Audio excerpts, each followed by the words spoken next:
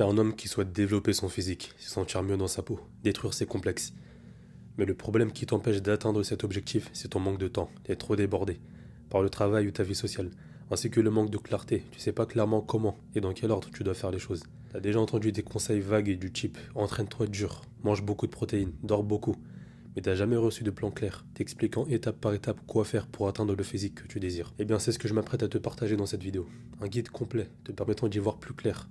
Un guide te permettant d'atteindre un physique à la fois massif et esthétique. Premièrement, laisse-moi te présenter brièvement mon parcours. J'ai commencé la muscu en 2020, un peu après le premier confinement. J'étais skinny fat, totalement sédentaire. J'avais jamais pratiqué d'autres sports auparavant. Je ne savais même pas faire une pompe correctement. J'étais obligé de les faire sur les genoux. Pour te dire que j'ai vraiment commencé de zéro. Je faisais les séances du type 8 minutes pour exploser ses pecs que tu trouves dans des applications, sur des vidéos YouTube. Et pourtant, même ça me donnait des courbatures de partout, tellement je n'étais pas habitué au moment. Quelques mois après, j'ai commencé à m'entraîner avec un peu de matériel. Une barre, 2 haltères et quelques disques. Je m'entraînais seulement lorsque je pouvais. Certaines semaines, je m'entraînais que 2, voire qu'une seule fois. Mais j'arrivais quand même à progresser. Rowing à 44 kg par main, 60 kg au développé militaire, 40 kg au curl à la barre, tout ça avec un an d'entraînement irrégulier dans ma chambre. Je faisais du full body la plupart du temps. Dès mes débuts, j'avais compris qu'en ciblant mes muscles plus fréquemment au fil de la semaine, j'obtiendrais des résultats plus rapides. J'ai jamais été attiré par les bro splits, ça m'a toujours paru étonnant de passer 1 heure sur un muscle et de le travailler qu'une seule fois par semaine. Un an après, j'ai commencé à m'entraîner en salle de sport, et même là, je n'avais toujours pas l'occasion d'être régulier, puisque je devais partager ma carte. Étant confronté à plus de machines, plus de matériel, j'ai mieux progressé, toujours en m'entraînant 3 à 4 fois par semaine, 2 à 3 exercices par groupe musculaire et 8 à 15 séries par muscle par semaine, en m'entraînant proche de l'échec. Jamais fait intentionnellement de deload, jamais été blessé, jamais eu l'envie d'abandonner. Et me voilà maintenant. Je te dis pas ça simplement pour raconter ma vie, mais pour te montrer que les conseils que je vais te donner, qui m'ont permis d'avoir de plutôt bons résultats, tout en prenant plaisir à l'entraînement, vont également te permettre d'atteindre le physique que tu désires, sans avoir à passer plus de 4 heures par semaine à l'entraînement. Et surtout, en prenant du plaisir dans le process. C'est parti. Étape numéro 1. L'état d'esprit que tu auras vis-à-vis de la musculation définira en grande partie ta capacité à faire progresser ton physique sur le long terme. Si tu es défaitiste, ne cesse de te comparer aux autres et de te donner des excuses, tu ne seras jamais satisfait et épanoui de tes résultats. Tu seras toujours à envier les autres pour leur physique, et ça t'empêchera de ton côté de faire le travail nécessaire. Puisque tu te diras que tout est question de génétique, que peu importe tes efforts fournis, tu n'auras jamais tel ou tel physique. Tu auras déjà perdu. Sache que tu ne connais pas la limite de ton potentiel. Tu ne peux pas définir avant même d'avoir fait les efforts ta limite. C'est impossible. N'envie pas les autres. Sois focus sur ta propre personne uniquement. Et pour les excuses, pars du principe que si tu as des membres fonctionnels, tu n'as pas d'excuses pour ne pas t'entraîner régulièrement. Combien de fois j'ai vu des personnes en chaise roulante, des personnes très âgées, même des personnes amputées venir s'entraîner. Tu vas te dire que c'est parce que ton emploi du temps était trop chargé ces dernières semaines, donc t'as pas pu t'entraîner, que t'as pris de l'âge, t'avais un peu mal au dos. Si c'est le type de pensée qui te vient directement à l'esprit, t'es dans l'erreur.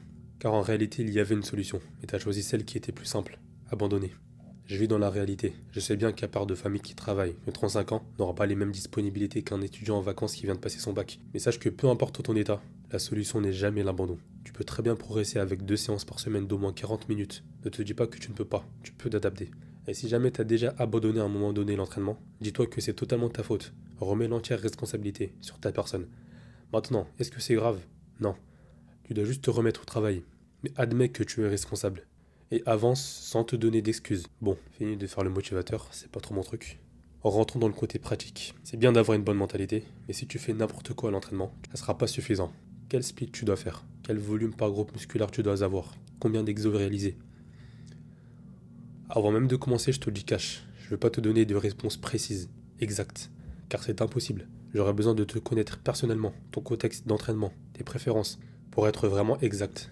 Et si c'est ce que tu souhaites, sache que j'accompagne les hommes débutants en muscu et en emploi du temps chargé à obtenir un physique plus massif tout en restant esthétique, sans passer plus de 4 heures par semaine à l'entraînement. Si t'es intéressé, contacte-moi sur mon Insta qui est en description, afin qu'on puisse en discuter.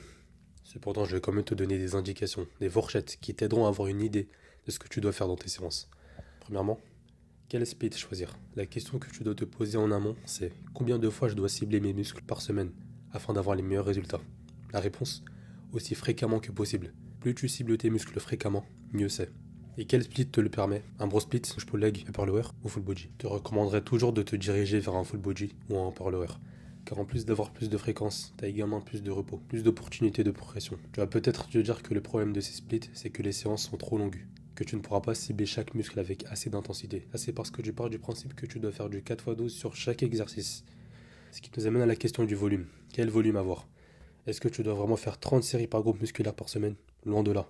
Comme tu l'as vu précédemment, tu dois avoir assez de fréquences. En ciblant chaque muscle le plus fréquemment, tu réduis les quantités de volume nécessaires par séance. Sur un full body, je te recommande 3 à 4 séries par groupe musculaire. Et sur un upper, 4 à 6 séries. Je te parle de séries qui devront être poussées proches de l'échec. Cependant, l'échec musculaire, c'est une chose qui n'est pas accessible à tout le monde. Un débutant ne sait pas s'entraîner à l'échec, car ça demande un certain niveau de technique et de coordination qu'il faut avoir pour réellement atteindre cet échec. Vois ça comme une compétence que tu acquerras au fil de tes mois d'entraînement. Donc si tu sais que tu as du mal à pousser tes séries proches de l'échec, tu auras plus intérêt à faire une quantité de volume légèrement supérieure, sans non plus exagérer. L'échec que tu dois rechercher à ton niveau consistera simplement à ne pas tenter de reps que tu ne peux pas compléter. Et pour parvenir à réaliser des séries effectives qui stimulent bien tes muscles, tu devras choisir des exercices stables et simples à exécuter. Et quels sont-ils? Est-ce que c'est le squat, bench et deadlift? Non, tu n'es absolument pas obligé de toucher à ces exercices. Comme je t'ai dit, le critère important en premier lieu, c'est la stabilité. Est-ce que l'exercice que tu réalises est stable? Ou est-ce que tu es obligé de penser constamment à ton placement, ton équilibre, à ne pas faire tomber les poids sur toi? Si tu passes plus de temps à penser à ça plutôt qu'à faire ta série, c'est qu'il faut changer d'exercice. Tu remarqueras que les exercices à base de barres guidées, bancs, certaines machines et de poulies sont de meilleures options de manière générale.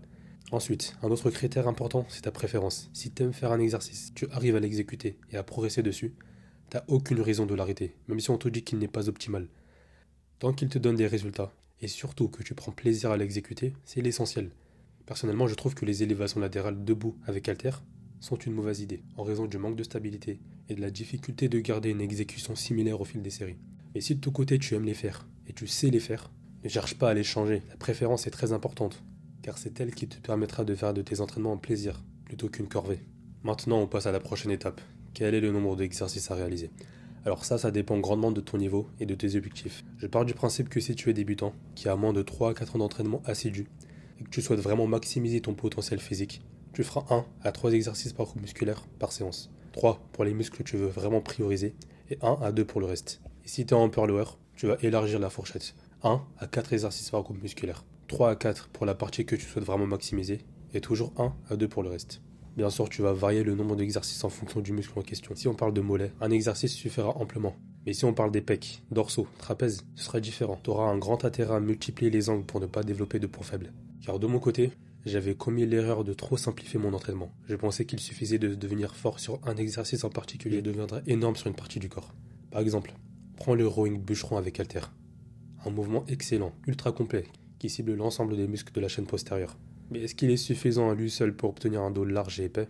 Peu probable. Tu devras ajouter un tirage vertical, ainsi qu'un mouvement d'isolation pour les deltoïdes postérieurs. Et là, tu auras tout ce qu'il te faut pour faire exploser ton dos. Ne tombe pas dans mon erreur. Ne sois pas minimaliste dans ta sélection si tu souhaites maximiser tes résultats. Par contre, si ton objectif est d'avoir un meilleur physique, sans pour autant forcément maximiser ton potentiel, ou que tu traverses une période dans laquelle tu ne peux pas t'investir à 100% en entraînement, ce sera suffisant.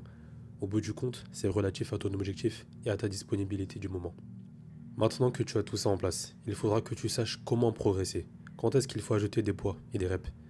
Il y a plein de méthodes de progression, et je vais te donner la plus simple, la plus directe et la plus accessible. Prenons un exercice en exemple, dans laquelle ta fourchette de répétition est de 6 à 8.